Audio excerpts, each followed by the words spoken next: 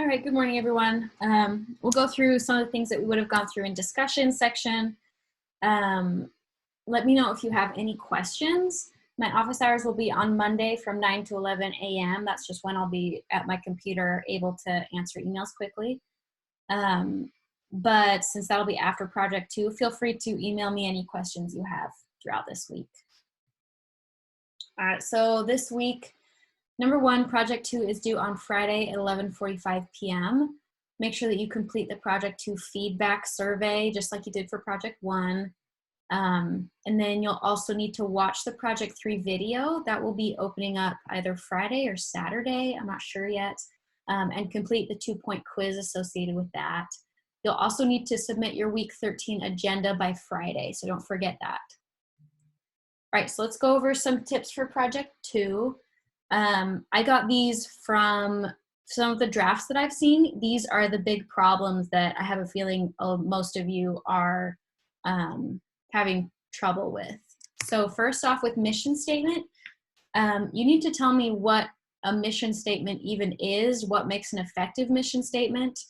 And because this is going to be your course concept for this section, you're going to need to tell me the definition, the explanation, and then your application part is where you're telling me why your mission statement that you've already told me is a good one and why it fits in with everything that you've already told me. And so that's going to kind of naturally get into some of the other parts of that question, which are like, who are your customers? What are some of the trends? Why is your business going to be successful? So make sure you're laying that groundwork for your reader about what a mission statement even is and why your reader should care about it. So next is SWOT. Almost every paper that I've noticed is having problems with strengths and weaknesses and internal, deciding when something is internal. So an example of a strength, so something internal is team member X worked in customer service for 3 years, so she'll be able to help our customers and make sure they're satisfied with our product. So that's very internal. If it helps, just stick to your strengths and weaknesses of your own management team. So an example of an external opportunity, our location is great. We have secured a storefront next to the Dunkin' Donuts in Iowa City, which is a central location downtown, and our target market will be able to find us quickly. So do you see how that's external? That is outside of your own management team. It's something that is not relevant or necessarily central to you guys as a team. So industry positioning statement, please review the definitions of these. A lot of industry positioning statements I've seen are used incorrectly, and just choose one. I mean, most of these are oppositional to each other. You can't use more than one. You can't use like a cost-focused strategy, which is saying that you're going to focus on providing a low cost, maybe lower quality product to a small group. You can't mix that with a differentiation strategy, which is saying that you are going to provide a very high quality product, maybe for more, for a higher price. So those two things just don't really work together. And you kind of have to do some mental gymnastics to make them fit together. So just focus on one, just choose one and really stick to it and make sure that you're explaining it really well to your reader. And you need to also tell your reader what an industry positioning statement is, why it's important. Otherwise, they're not going to understand what you're talking about. So a value curve. Same thing here. You need to explain to your reader what a value curve is. You can't just jump straight into, here's where we and our competitors sit along our value curve, because your reader's like, "What? I don't even know what a value curve is. I don't know why I care about all of this right now." So you also need to tell your reader why you and your competitors are where they are on the curve. So it's not enough just to say, hi, we are here on the price curve and McDonald's is really low on the price curve.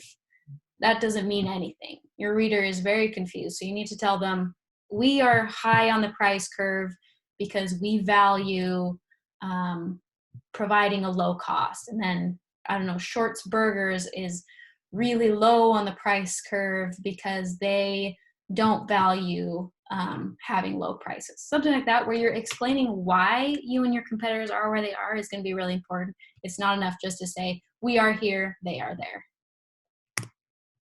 So some reminders that I've noticed, you still need a course concept for each section. And your course concept really is just going to be mission statement, value curve, industry positioning statement, and SWOT. But that means that you still need the DEA steps for each one. I still need a definition. I need an explanation of what that is. And then your analysis is really going to be the rest of your answer. But I need all of those steps there in order for you to get all those points. For the evidence, you still need 4 pieces of exceptional evidence. Don't forget that.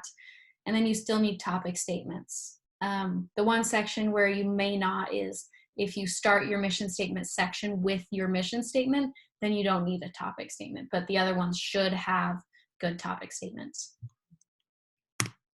So Wednesday, if you have questions before you're turning in your project, feel free to come to the open Zoom during the regular discussion time. I sent the link and the password and everything in that document I sent you, but if you've lost it, let me know and I will send it to you again. All right, project 3. So this is due May 8th at 11:45 p.m.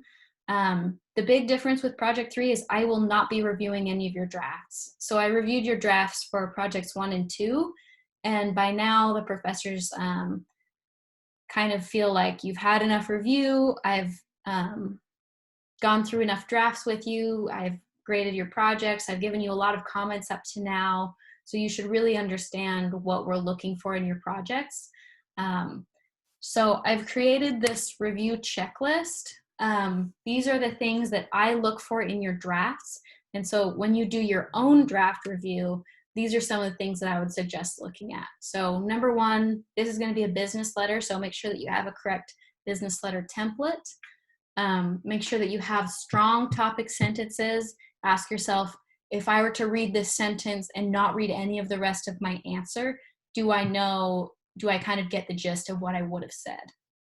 Have you answered every part of the question in the assignment? I think the problem here is at the beginning of the project, a lot of people, they look at the assignment instructions, they say, okay, great, I got it, and they never look at it again, and so they're missing parts of the assignment. So make sure that you read through that again at the end. Look at, do I have a course concept in every section, and do they have each of the DEA clear steps? And then, is my answer logical and consistent throughout, or am I kind of jumping around from idea to idea, and is it kind of confusing? Do my outside sources provide supporting evidence, or am I just throwing in evidence for the sake of having evidence? And then make sure that you print off the rubric, and the self-grading of your paper is going to be more important now than ever because I won't be looking at your drafts. So make sure that you go through each part of the rubric and make sure that you are getting as many points as you can, because I'm not going to be there for kind of a fail-safe for you. I mean, of course, you can always ask me questions and I can review like pieces or questions that you have, but I won't be doing a full draft review like I have been. So just let me know if you have any questions. Don't forget to turn in your project on Friday, your week 12 agenda, and then let me know if you have any questions, and good luck with your project.